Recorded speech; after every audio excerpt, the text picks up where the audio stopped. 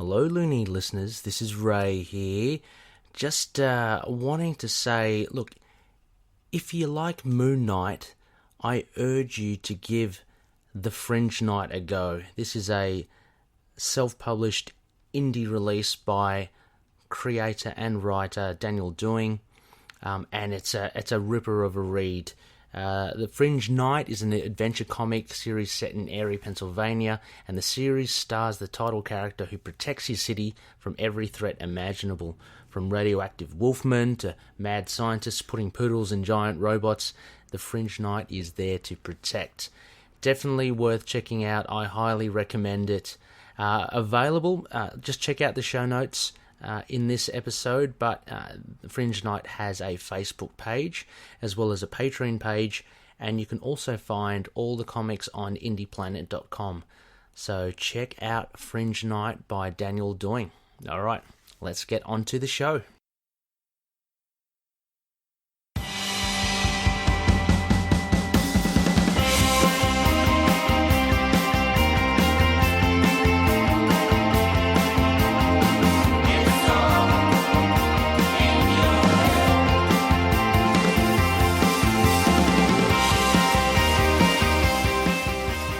Yes, welcome back, Looney listeners. You are listening to Into the Night, the Moon Knight podcast. This is episode 188, and I'm the High Priest of KHONSHU, Ray. G'day, and this is an idle chat for the top of the week.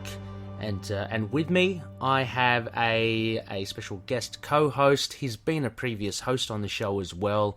He's the go-to man for anything in the 80s. For Moon Knight. He's also a merc for hire, Josh Geronimo Johnson. Josh, welcome back. Hey man, it's good to be back. It's always good to have you over, Josh, as well. Plenty of stuff I know that you want to dig your teeth into with regards to Moon Knight. And for this episode, listeners, I was about to say Looney listeners, I could have said that as well. This is episode 188, as mentioned, Idle Chat. And what we'll be doing, Josh and I, is we're going to dive into who draws the best Moon Knight. So, for those of you that don't know, the Idle Chat is basically, there's a set topic, and I have a guest co-host over, and we just shoot the breeze, and we discuss SPECTOR-lative, that sort of stuff. So this will be a discussion on who draws the character of Moon Knight the best. I mean, we've had a previous episode, Josh, I'm not sure if you've listened, we had some guest loonies do it. They did their top five Moon Knight artists, which was very interesting. Oh yeah, I've listened to that episode. That was very fun. Yeah. I really appreciated I forget who it was, but I know they got Chad with the Smallwood joke. Yes, that's and I right. laughed out loud when that happened. That was me too as well. That was well, even Chad as well. His retort, I was just laughing as well. He goes 1 in 5, 1 in 5. So that was good. Those guys, they spoke about, of course, the great artists that have been on Moon Knight, and I guess generally holistically how they carried the books. But Josh, I guess we'll look a little point of difference. We'll look at the actual depiction of Moon Knight himself. But before we do any of that, of course, a quick word for our sponsors. First off, the gracious Patronies. You guys are fantastic. Thank you so much for contributing. Such as you, Josh. You are a Patroni too. I should have added that in the introduction. But Josh is very much a Patroni, probably one of the longest serving ones. So thank you very much, Josh. Of course. And these guys, they have co-producer and executive producer credits, as well as a lot of bonuses and incentives. So please consider becoming a Patreon member. Details will be on later in the show. Also, there's stuff there, I mean, to wet your whistle, say for instance. So at the moment, I'm currently working on a character design for those of you that may not know or may know that we're doing a serial, The Hunt for Khonshu's Golden Scepter. That ended, the season wrapped up, and so I've decided to do some character design. So why not? Let's get a visual of the characters. So at the moment, working on the power of Chad, and that should be so much fun. He's got quite an interesting character that he plays. quite cosmic based. But Josh, I'm looking forward to having a go at yourself and Cold Case. Core characters. Yeah. I should have. I'm sure from how you had me depicted, I'm sure I'll probably be a very 90s-ified with lots of pouches for all the grenades and all that kind of stuff. I'm hoping so. I would be disappointed if you weren't. Maybe a headband, stuff like that. So that sort of stuff, Loonies, you'd be privy to if you jump on the Patreon page, would be very much appreciated. Also, a few sponsors quickly. Fringe Knight by Daniel Doing. Now, this is an original indie comic based on Erie, Pennsylvania. Their very own mysterious superhero. It's self-published. It's a real cracker of a read. Go check it out on indieplanet.com or their Facebook page. Details again in the show notes. And of course, our custodians, Hello Headphones, empowering gamers to play at the best, and Dreamland Comics, the superhero superstore. So Josh, let's get cracking into it. I don't know how you want to kind of frame this. We could start with we got a lot of feedback, which is always good. I guess this brings out, a lot of opinions from Loonies. But maybe we should start with yourself, Josh. I mean, so have you had a good hard think? Who do you reckon is up there drawing best? Yeah, the thing is, there's just so many options, and really, because you have a list here that we're kind of going off of, but we also have to consider there's also a lot of, not that they I guess it could be honorable mentions, but yes. Ones who draw on Moon Knight in guest appearances and other books and whatnot. Of course. I mean, I don't know if you can say, oh yeah, this is the best Moon Knight for someone who drew him for a handful of panels, but they could still be mentioned. Yep. There's also, I've got to say, Josh, as well, there's also covers. There are a lot of covers that artists have done, specifically, just cover artists. So, I'm immediately thinking Alex Ross. He did a Moon Knight one. So, there is plenty to choose from. Loonies, I've actually, as Josh mentioned, I've put in the contenders, and I've basically listed out in our show notes the Moon Knight artists from the solo series title. So, there's a fair few of them, but as you mentioned, Josh, West Coast Avengers as well, that sort of stuff. There's plenty to choose from. Yeah, exactly. So this could be a very long discussion. There's so many. But I guess the first one that we could let's just start with the big guy right up front. I think so. Bill Sienkiewicz. Yeah, I think. I noticed this in one of the comments. I think we can sort of kind of. He's like the what's the movie? The movie that ever Citizen Kane. Yeah. How everyone's says that's the best movie of all time. So it's everyone's been saying that for however long. You can take it off. You can take it out of the top movies of all time because it's just a universally said thing. I think we can do the same thing for Bill because he's the one who really made Moon Knight the way he is visually. Yeah. I'm glad you said that. I didn't know how you felt about that as well. I'm more than happy to strike Bill off. Basically, I think he's in a league of his own. And look, many people do love his work. Is really the seminal Moon Knight, especially, in my opinion at least. So why don't we strike him off because he's going to pop up. And that's testament, isn't it? Because it's volume 1. There've been a lot of series and depictions of Moon Knight lately, but time and time again, Loonies go back to the Sienkiewicz run. So, and the Mentron, of course. So if you're happy with that, Josh, let's put him aside. Of course, yeah. Okay, and then look, we don't have to go through all of these artists though, but who, this is it's like a psych test. Like a Rorschach test or something. You say something and it's your kind of gut instinct. Who first comes to mind then, apart from Bill, of course? Okay, I've sort of broken it down as in sort of how you guys have your classic and your modern. Mm-hmm. So if I have to pick the modern, I just have to. It's probably a cliche answer, but I have to say David Finch. Yep. For the modern take because. If you show anybody an image, especially some of those covers from the bottom and some of the shots of Moon Knight from there, mm-hmm. the first reaction is always that is awesome.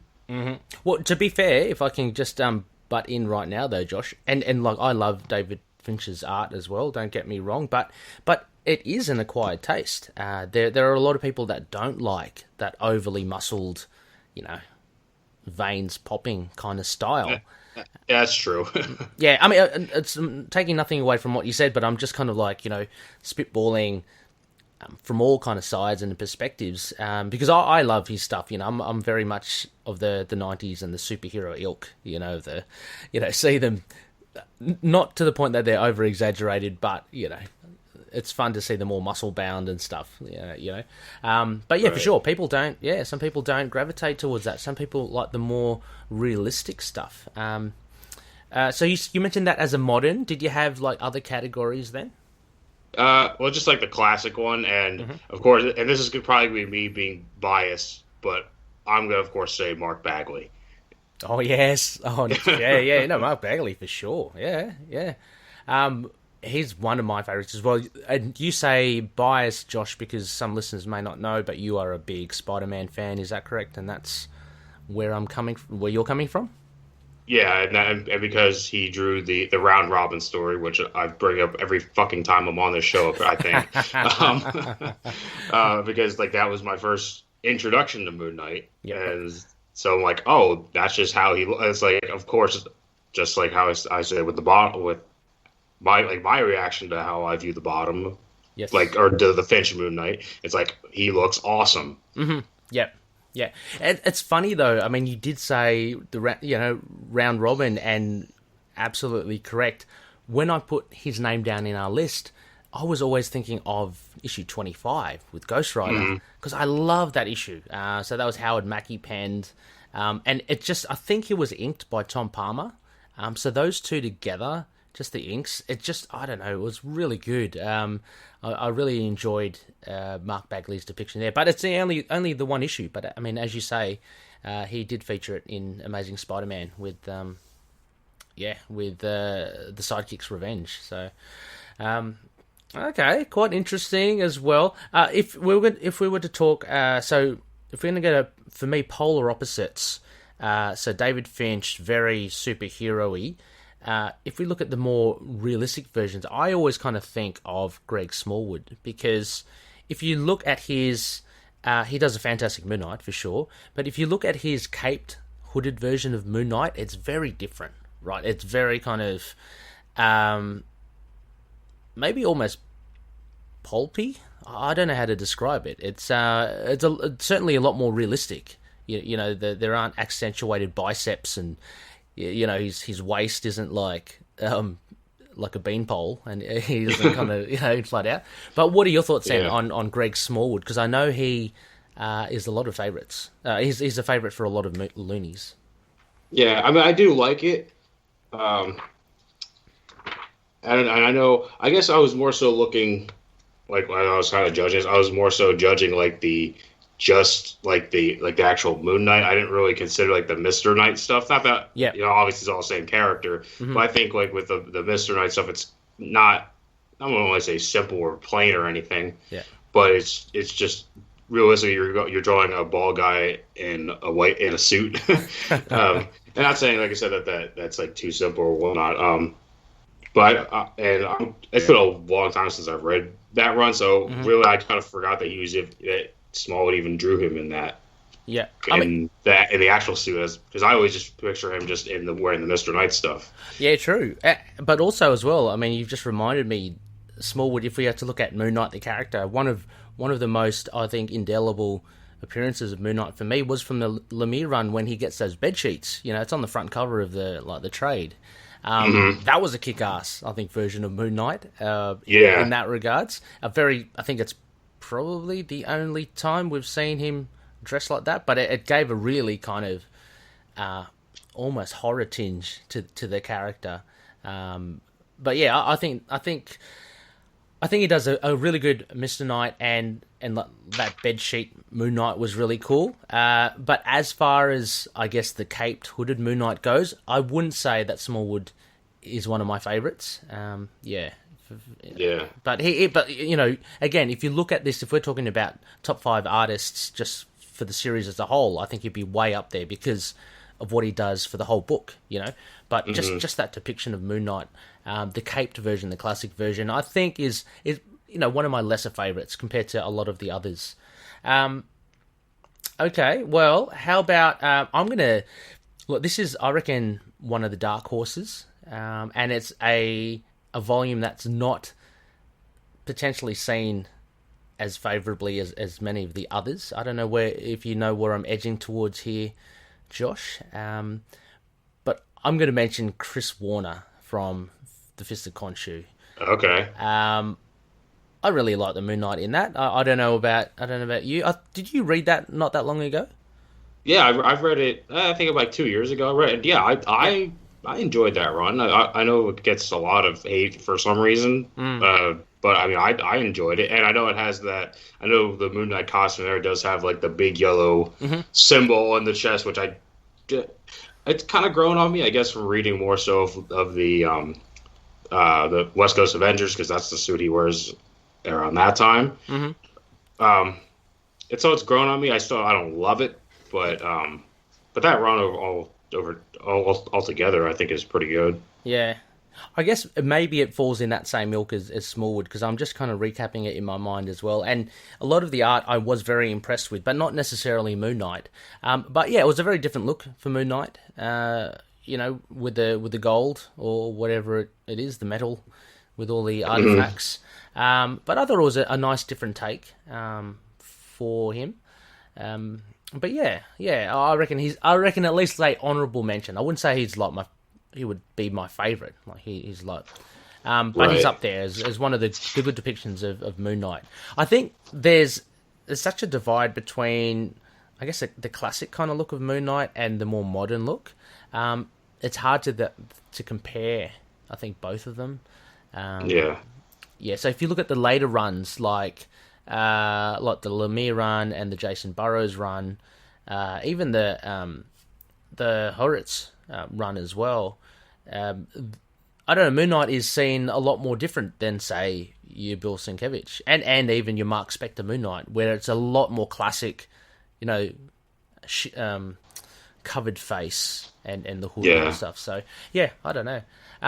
Any other, like you mentioned some honourable mentions that you wanted to call out?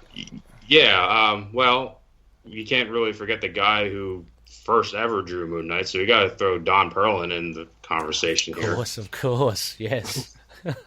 And really, he was the one that really sort of introduced like how Moon Knight moves and whatnot, and really everything we kind of know. And then obviously the design of the costume was a little different. Like he has like the cape hooked up to the wrists, and obviously that was changed later on. And more so.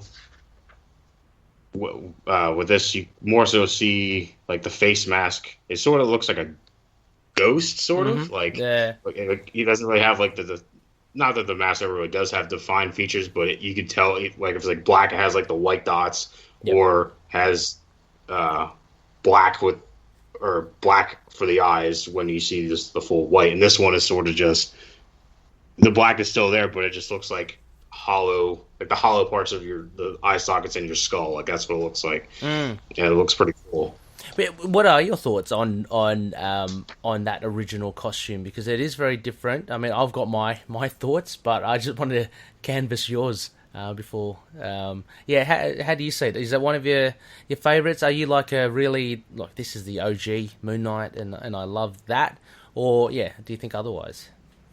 No, I do like it. Yeah. I mean, it's not like I still prefer like Sienkiewicz, like how he like sort of redesigned it. The some stuff is a little so like even like that now that I'm looking at it, like how I said how the cape is hooked up to the wrists. I'm looking at a back shot here of the last panel of Werewolf by Night 32, and the cape actually looks like spaghetti because it's sort of like solid all the way down to the back. And then it sort of frays off into two long bits that are then also cut in half so they can hook up to the back. And it's like, that actually looks kind of dumb. Yeah. Like, I prefer, like, the long billowing cape. Yeah. But overall, no, I do like it. And, of course, he has the cestus, which would hurt pretty good. That's true, yeah.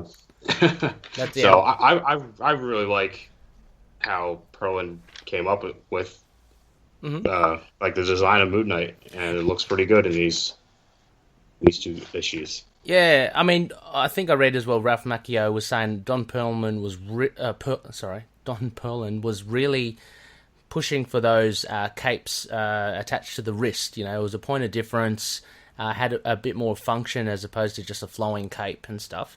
And as much as I revere and respect, you know, Don Perlman and the original, you know, Werewolf by Night, the appearance of Moon Knight, I'm just going to say, yeah, I think it's just viciously outdated and really kind of corny, and I don't really prefer it to anything. You know, I'm not just trying to be kind of provocative here, but it's just, yeah, I mean, I respect what it looked like back in the day and what they were trying to do, but I just don't think it works as a superhero costume, and I'm glad that the iteration with Mention Sienkiewicz kind of tightened it up. I mean, sure, it lost that originality of the cape connected to the wrists, but as you say, like, it just looks so weird, like at the back, and it doesn't give off that imposing character that I think a cape would, and a, you know, a hood.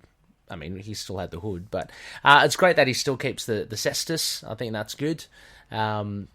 That's on and off in runs, but yeah, it wasn't one of my favorite costumes. So yeah, I mean, as a good an artist as Don Perlin does in drawing Moon Knight, I wouldn't have picked that early costume just because I'm not a fan of it. Yeah, well, I don't know if, like I said, I don't say it's it's not really the best, but I think if you talk about who draws them best, I think you kind of really just have to talk about just Absolutely. The guy who drew them first, because that's the template for everything. Yeah. Well, not necessarily for all characters, because we've seen characters like Hawkeye who go through, have like their pink, like the purple outfit. Yep. Like, okay, that's the template, and then we'll give him a Goliath costume, and then we'll give him like a Greek costume. It's like, so not always, but for like Moon Knight, this is the template for it, and everyone just tried to change, like improve it or change, just alter it a little bit for whatever they were trying to do. So yeah.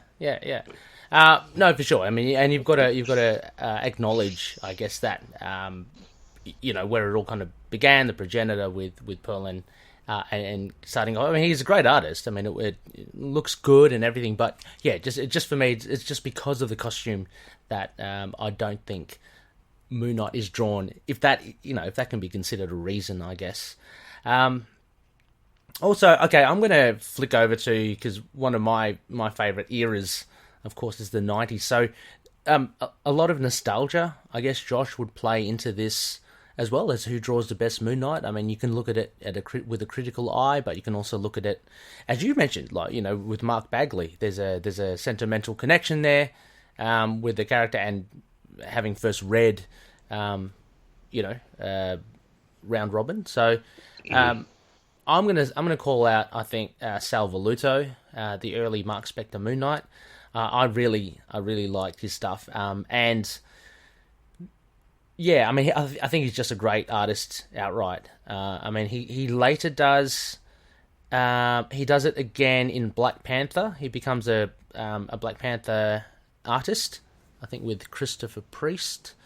Mm-hmm. I believe he does it with the appearance of Moon Knight. You know, that appearance of Moon Knight in there. I think it's, what is it, Black Panther 30? Oh no, oh god, I'm getting mixed up. No, that is a Black Panther issue. It wasn't Moon Knight. That crossover where they come across Nightmare. Yeah, I haven't read that one. Okay. I read very few Black Panther. Okay. Oh yeah, I know you're struggling. Weren't you struggling through the Epic collection? And I still have yet to finish it. It's just right. Like, I can read. I think I read a little more of it when Chadwick passed away, because I'm like, well, yeah, sure. Just because, you know, he's on the mind. Yeah. And actually I posted it. I think I posted in. Oh no, it wasn't the Epic collection group that we're both in. But I read the whole. I guess like the whole story in Jungle Action is for like 12 issues, whatever, is the Panther's Rage story. Mm-hmm. And I finally read all of that, and then I kind of went back and just flipped over. I'm like, this is a great story if you just flip through it and you skim it, because if you try to read it, your mind is just gonna, like, your brain is just gonna itch because it just takes so long to read. But if you just kind of flip through it and like read just like a little bit of dialogue here and there, just look at the pictures. Yeah, it's actually a really good. It's a great story to flip through. yeah. Yeah, no, well, I guess that's there's a lot, a lot of arcs and series, you could say the same as well. But so with Mark Spector, I just wanted to maybe just kind of combine a few. I thought Sal Velluto, I think Ron Garney, and that one that we did, Josh, Gary Kapwitz. He kind of came on with Moon Knight versus Doctor Doom. I think that was, issues 39 and 40 or something, around there? Or 38, 39? I'm trying. No, it was 39 and 40, because that was actually the episode I think I actually did solo. I thought you and I were on it. Oh no, maybe it was just. Oh, okay. No, that was just me. Okay, it was just you. Yeah. I think Ron Garney I think he was just the art. He did just he did the pencils for that one, I believe. I have my long box, my short box of Moon Knight right next to me. So let me just dig it out real quick. Yeah. Okay. Because that name sounds familiar, but I don't remember. Okay. I'm pretty sure he was involved somehow with. I thought it was the Doom, but anyway, I think he's.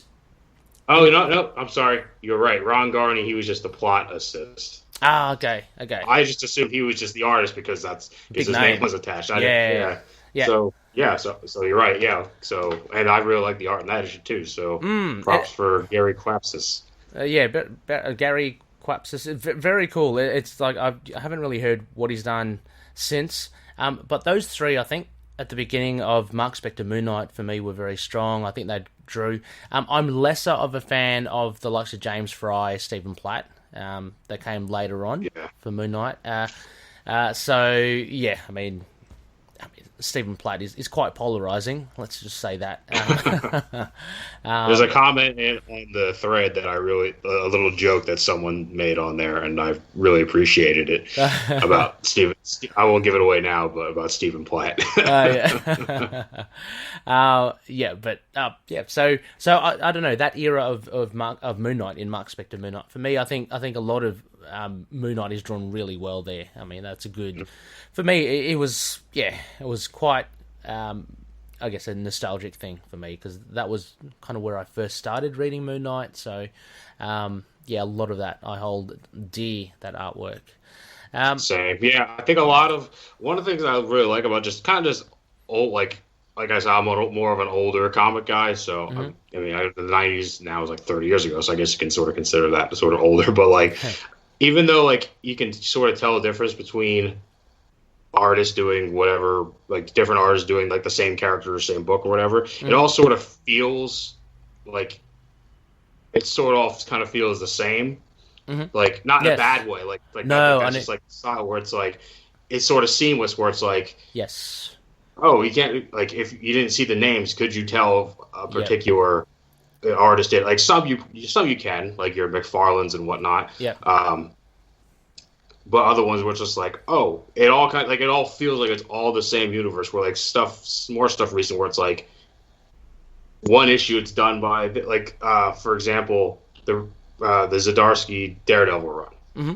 Oh yes, yep. I forget, I don't know his first name, but the guy who does the main art, Cicchetto. Mark Cicchetto, he's fantastic. His art is amazing. Yeah, phenomenal. Yeah. And then you go to and then it's okay, well, he can't do the next issue, and they get some other guy who I don't remember his name, and it's completely different. And not that it's bad, but when you go from the amazing Cicchetto art to whatever this is, and it's a little more cartoony looking or whatever, and then the next issue back to the Cicchetto art. So it's when you read this in a trade paperback, it's what the fuck's going on here? It just doesn't flow well. Well, that's why that's why I just like the older stuff, where everyone kind of drew everything kind of the same, so it all always looked like it's just the same universe regardless of who's drawing it. So sorry, I didn't mean to cut you off. No. I wanted you to complete your train of thought there, because absolutely, and I was just about to say, I'd hate to be the person that has to kind of fill in it'll be the understudy to Chichetto. Because it is very noticeable. Unless, of course, you are very similar to Chicchetto's art, because right. His art is. I love it. I saw it on Old Man Hawkeye. I got the floppies for that when that came out, and it was just like, wow, this guy's good. He's gonna go, he's gonna go places. And then he did. He's doing Daredevil, and I was like, wow, jeez. So, but I totally know what you mean. Funnily, like enough though, as well, Josh. I mean, you mentioned like a bit more of an older reader, and I think it's very important to have that consistency, because you don't want to jar the readers, exactly as you mentioned with the Zdarsky Daredevil run. But I can cite the Quasar run, which I recently read through. It's a whole 60-issue run. It's similar to Mark Spector Moon Knight, 60 issues. And it starts off with Greg Capullo, and really solid art, really nice and stuff. Towards the second half, or towards the end of the book, it changes artists. I mean, Capullo wasn't there for the whole way. I don't think he even made 30, but he was around there for most of the, maybe 28 or 29, I think. Maybe it was 30. I think he did Galactic Storm. Okay, anyway. But the point was that the artist did change, and there was a marked difference in quality, and it really detracts it. And unfortunately, that series kind of fizzles towards the end, which is a real shame. So I don't know what Marvel had plans cosmic-wise, but it seemed like they just dropped the ball with that. And unfortunately, maybe they gave some opportunities for younger artists, but it's just, it's very noticeable. So I really like... I think... Yeah. Sorry, I like that time in... Well, like I saw... Because I just messaged you a couple weeks ago. I actually just bought that first issue of Quasar. So I think I came out, first issue was like 87, so 60 issues is getting to about, 93 or so? Yeah. So, I get at that point, that's really where you could see the change in not only just, the style of art, but just, that's when, some of, the computer-generated coloring and whatnot. So, all the books just had, a change. And this this kind of discussion is something I could just do a whole podcast about, just the change that all comics went through in the 90s with that kind of stuff.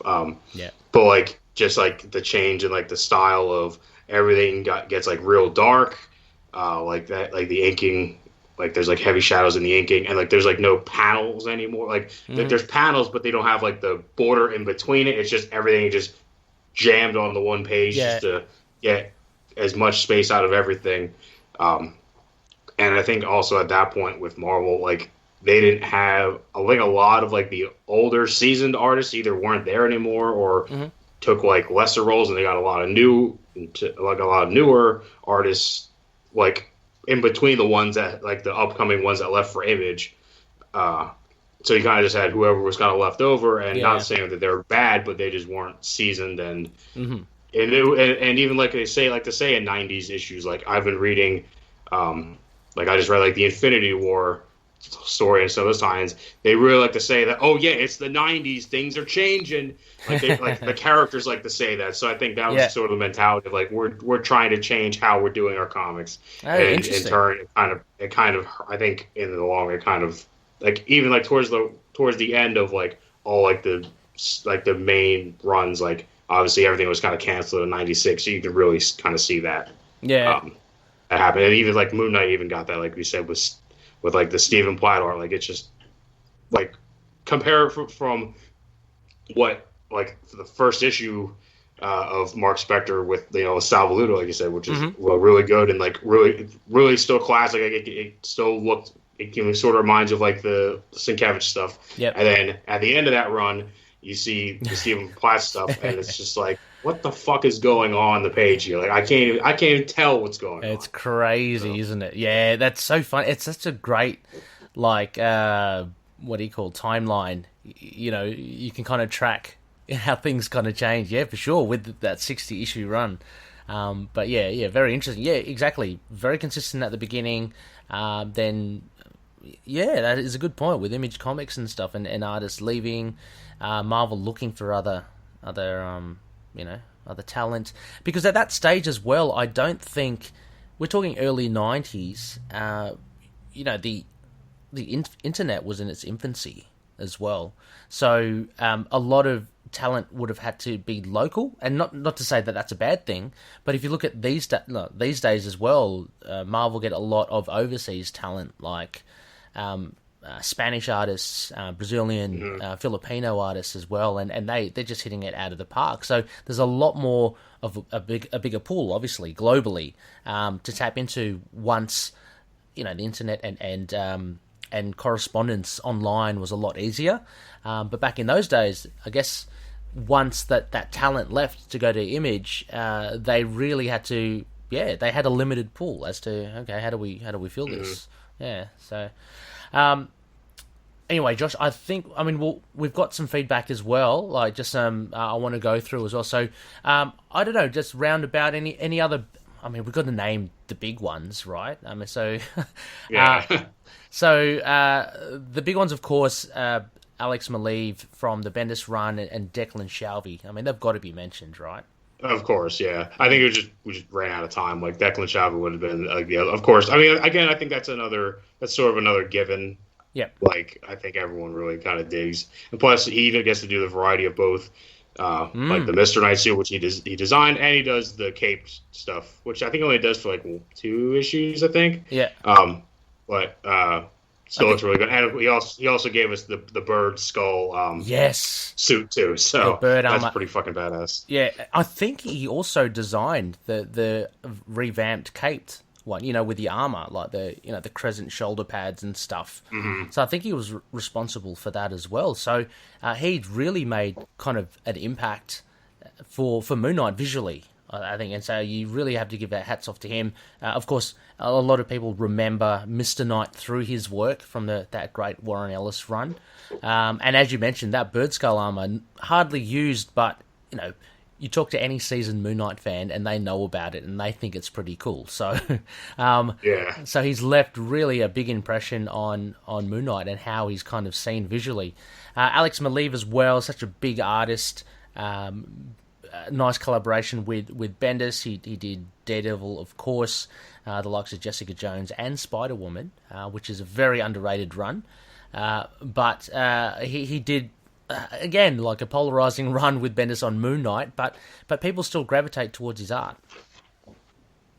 Yeah, I have to be honest, I've never read any of that run of Moon Knight, so I really don't have really any opinion of it. Oh, okay. So I can't say, it was really good. I know he's like a big name, yep. And I know, like, I've heard a lot of things about that run, but I've never actually read it or even really looked at it. So, in fact, like the day that when I bought like a whole bunch of comics that had like that Quasar one in it, in the dollar bins, I found like 2 of like the Bendis issues in there. Oh. I put it in my pile, and usually what I end up doing is like I always get like a big pile, and then you cull. Once I'm like, and then once I'm done, I'm like, all right, which ones do I really want, and which ones did I just grab because I didn't find anything else at that point? Yeah. And I had it in my hand. I was like, do I want to put it back? Do I want to keep it? I'm like, if I want to read it, I'd rather just buy the trade where I can read it all at once. So I ended up putting it back. Yeah. So that's the closest I've gotten to the Bendis. Yeah.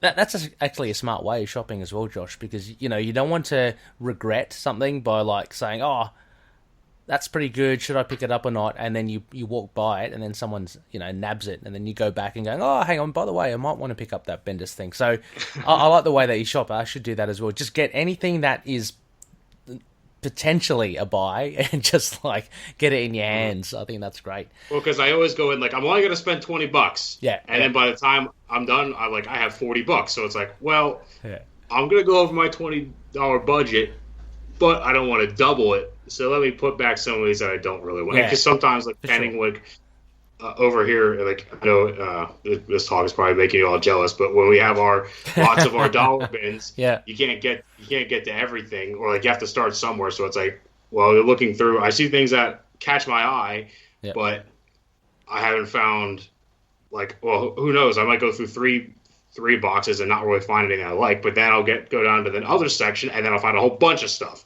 So that stuff I first grabbed, I'm like, maybe I want. Well, I found stuff I really want instead. That's great as well. I mean, not that we are privy to those bargain bins, but I have many shopping experiences like that, you know, where you kind of like, oh, this is good, okay, I've set my budget, that's great. Then you find this other friggin' oasis of stuff. It's like, oh, shit. That was it, when I went to one of the Comic Cons, that's right. I remember doing exactly, I think, as you said, I kind of stockpiled them in my hand and then walked around, and it's like, oh, shit, this is good as well. So, yeah, any way you can, loonies, get your Moon Knight any way you can. Also, one last mention each, Josh, before we get into the feedback. Any one other big artist you want to tip your hat to? All right, so the last one I would say would be Jason Burrows. Nice. I really like how clean, and I know this is just, we're kind of talking about Moon Knight, but just to hit the art in his run in general, like, it's just so clean. Yes, it's so crisp, and it's just like, and I really like, and again, he gets to draw both Moon Knight and it's sort of a pseudo Mr. Knight. Yeah, he gives us the boxer shorts Moon Knight.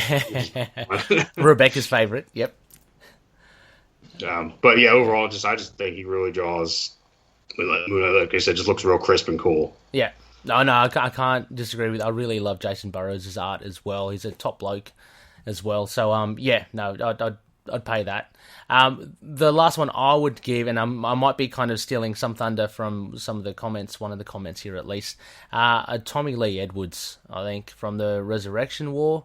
I just love, number one, that arc and how it looks, but I just love the way that his Moon Knight comes off as, I don't know, it's the closest I can describe is like Mignola-esque, kind of maybe Hellboyish. Oh, I don't know. Okay. But yeah, really cool art. It works really well with the colors, and Moon Knight looks just really good in it. So Tommy Lee Edwards there. Only a 4-issue run, but you know, this is good. I mean, you've got the big masters, as you say. I think it's safe to say David Finch and Bill Sienkiewicz are pretty big numbers, and Declan Shalvey, I'd say. But yeah, Tommy Lee Edwards definitely needs a mention. Tell me his name again. Thanos. I think I shall call him Adam. But return to me again empty-handed, and I will bathe the starways in your blood. Thanks, Dad. Sounds fair. Korvac's power grows, as does his madness. He would have destroyed us all, had I not pulled us into the Soul Gem. Then Thanos, I'm coming for you. After Xandar, you were going to kill my father? You dare to oppose me?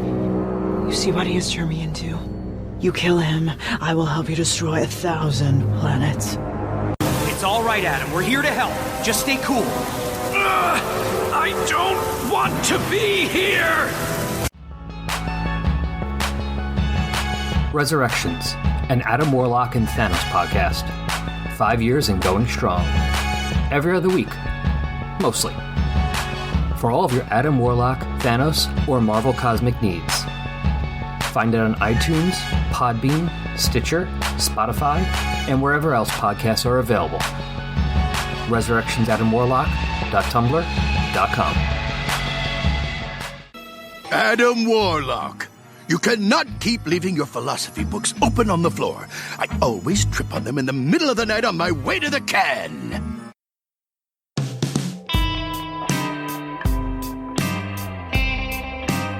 All right, Josh, I'm going to fly through. We got some. Thank you so much, Loonies. We do have plenty of comments. I threw it out there on our Facebook page, Instagram, as well as Twitter. I think there might be some there. So I've just got my phone here, Josh, because it's the easiest way to get it. I'm just going to run through them. So let's start with the Facebook page. So thank you so much, everyone that has commented. Let's see what we got here. So first off, we have this doesn't help at all. It hasn't got their names anyway. I know the faces. Jack Russell Moran, He says, would have to be Finch or Sienkiewicz. Yeah, definitely. But I'm also partial to Mark Stixera, which is fair enough, Josh. Did you like his stuff? Yeah, I paged through one of the, I think he did with the God and Country, I think, story. I paged through it. Yeah, I like it. I mean, overall, I'm not a huge Texiera fan. Like, I know he did like Ghost Rider and whatnot, but in some of the art looks a little, his art there looks kind of scratchy and whatnot. But I mean, he did a decent job of Moon Knight. So yeah, I think he's got that kind of dark element. I think it carries on that tone. So yeah, excellent stuff there, Russell. We've got Brian Acosta, and he mentions the honourable. Oh, first he says it has to be between David Finch and Bill Sienkiewicz. So again, we got those votes come in. Honourable mention to Stephen Splatt. and I had to reply there. I can understand the mistake because Stephen Platt does sign his name as Splat. But he means obviously Stephen Platt there. So, to each their own, I said as well. I mean, I didn't want to... I did kind of have a bit of a rib tickle there to him about the exaggerated form of Stephen Platt, and but no offense meant, Brian. Of course, taste is subjective, and yeah, I mean, if you love his stuff, then yeah, his stuff is out there. Hey, you know what? I'm sure there's plenty of people who grew up on like that kind of image stuff and whatever who could read and look at the Platt Moon Knight stuff and be like, this is really awesome because that's just what they're into. Yeah, it's might not be for everybody, but not everything is for everybody, but something is always for somebody. Like that's right. Yeah, so exactly. That's what I say. Exactly. So yeah, I mean, and there's a lot of work that goes into his art. So, also, I'm going to jump now to Instagram. There were 5 comments here. First one, to explain later 95, Bill Sienkiewicz. Fair enough. That's very good. Matthias on Tristan says, I liked Alex Maleeve's work on the Bendis run. That was the run that got me into Moon Knight in the first place. So similar, Josh. I guess your introduction to Moon Knight really does leave a big impression. So, for Matthias there. JD Patch says Bill Sienkiewicz. I mean, again, no-brainer. I am Iron Fist 23. A big hello to I am Iron Fist 23. Personally, I believe David Finch's Moon Knight is the best, although Bill Sienkiewicz is the most definitive. So we've got another couple of votes there. And yeah, that's the other one. The other guy just asked where I put where I ripped that image of Moon Knight from, and I did put up an image. It's actually Paul Davidson. He's a great artist from the UK. He did much of the later run for Max Bemis, that latest run there. So if you're listening, sorry, I just lost your name there. One sec. If you're listening, who. Ahmed Yorogari. Yeah, you know who you are. There you go. And also, I will, let me see. There's one. He's actually, yeah. And finally, on our Facebook group, here we go, still got it. Noel Tate says it's Bill Sienkiewicz. Like the old James Bond song goes, no one does it better. My runner-up is Declan. Love his simple rawness. And yeah, for sure. Declan's got to be up there, Josh. So no surprises yet. Pedro Nicolas de la Torre says Greg Smallwood makes one of the best Moonies I have ever seen, but Sienkiewicz is very good too. Again, Bill seems to get a mention every time. Paul Fine says Paul Davidson, so that's good. I mean, what are your thoughts on Paul Davidson, Josh? I know he only did like those 2 issues, I think. I mean, I liked it at the time. Yeah. At the time it was like 2 years ago, but I mean, I haven't like gone back and really reread it. But of course, like you said, the image you posted for like this comment thread, that one is a very bizarre image of Moon Knight. It gives me very much of Liefeld Captain America vibes by looking at it. Yes. So, I mean, a point must be taken that was intentional. For those who haven't read the issue, yeah. So Paul Davidson riffing off the Liefeld 90s era, just as a little poke, a little reference. So, I think Davidson also did. I think even somebody, I think Paul even threw that picture in there where with all the different Moon Knights. Yes, like the one. So That's actually pretty cool. That's very cool. Yeah, so he a lot of imagination. This artist. It's really good to see. But yeah, he's definitely got a. I'm glad he got a mention. Paul Fine also says, and Alex Maleeve as well. So as we mentioned, the Bendis run, it's it's memorable. Vincent Mott says Greg Smallwood. So in his opinion, and he's shown a picture of Mr. Knight, and we can't fault that. I mean, I think Greg Smallwood does a really cool Mr. Knight. As we mentioned, I think he's done a really good Mr. Knight. I think his caped Moon Knight is a little less so. Luis, also known as Mr. Moon Knight, I think, he mentions Bill, Finch, Maleeve, Smallwood, everyone else tied 5th. So, again, the big two seem to be up the top there as well. And then we have James Young, Sienkiewicz, all the way. There have been other worthy successors, such as Edwards, the one I mentioned, Cohen, and Smallwood. But for me, they'll never be any better than Bill. That unbeatable style and originality is sheer perfection. We can't disagree with that, I guess, Josh. No, not at all. And it's nice to see Dennis Cohen get a mention. I think he did a couple issues towards the end of that volume 1, because I know there was a little tumultuous stuff with Sienkiewicz going on. Like, is he going to still be doing the books? I think Dennis Cohen did a couple towards the end there, I think. Yeah. No, that makes sense. Yeah, he does a good Moon Knight as well. I remember reviewing the comics, which has just gone not that long ago with our Lunatic reviews on the classic run. And he felt like it was a little jarring. We were talking about it before, Josh, about having an artist and then they leave because they've got, they have a break or something. And Cohen came in, and I found that a little bit disruptive, but his Moon Knight was pretty good, so can't fault him there. And just finally on Twitter, I've got to give this a shout out. From Twitter, The Tomes of Evil. It's a new podcast coming out. It's headed by Russell Moran. And he's weighed in again. He said Ron Garney and Tom Palmer are underrated, and totally agree as well. Ron Garney came in as one of the favourite artists for one of the Loonies, Anthony, in the top 5 Moon Knight artists, and he certainly is good. I mean, thoughts on Ron Garney, Josh? Oh, yeah, I think he's a pretty good artist, and he's done, I don't remember how many issues of Moon Knight he's done, but I know he did like the ones with like Hobgoblin, I think. Yep. And I think he did the Blood Brothers arc, and I think so. And I really like those issues and the art in those issues. So and he's done a lot of other work too. So he's a pretty seasoned guy. So yeah, I like him a lot. No, very good. Yeah, me too. And I think there was that synergy with, we mentioned before, Gary Kapwitz. I think their art was quite similar. So, and I'd like to say that as a compliment to both of them for each other. So, very good indeed. Anyway, Loonies, that pretty much wraps it for this episode. I hope you enjoyed it. I know you've got your opinions. Keep them coming as well. It's always good to hear. It's always good to get some discussion happening. Thank you so much to the Loonies that have dropped in the line. It seems, Josh, that there's there are apparent front runners here with Bill Sienkiewicz and David Finch.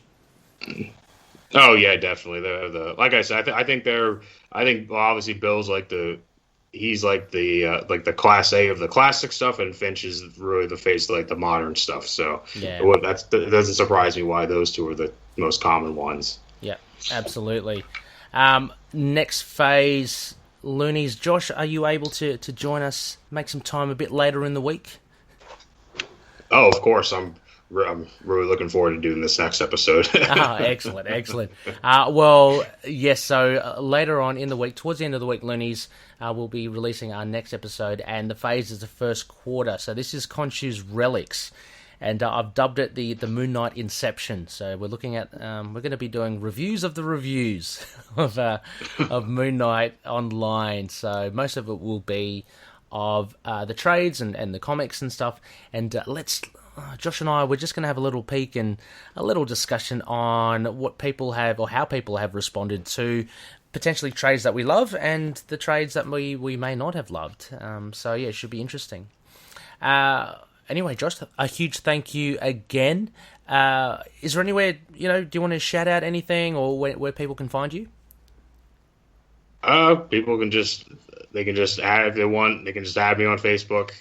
That's really the only thing I'm on. I'm on the other ones, but I don't do anything on them. So okay. If you want, you can hit me up with a friend request on Facebook. That's the best I can say. Excellent. And you can find Josh in the ITK Facebook group. He'll be around there, so you can search for him there if you want to track him down. Anyway, Loonies, thank you once again for listening, and we'll catch you soon. See ya. See ya.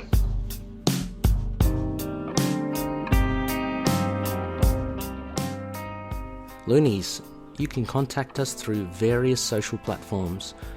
You can drop us a line on email at itkmoonnight@gmail.com.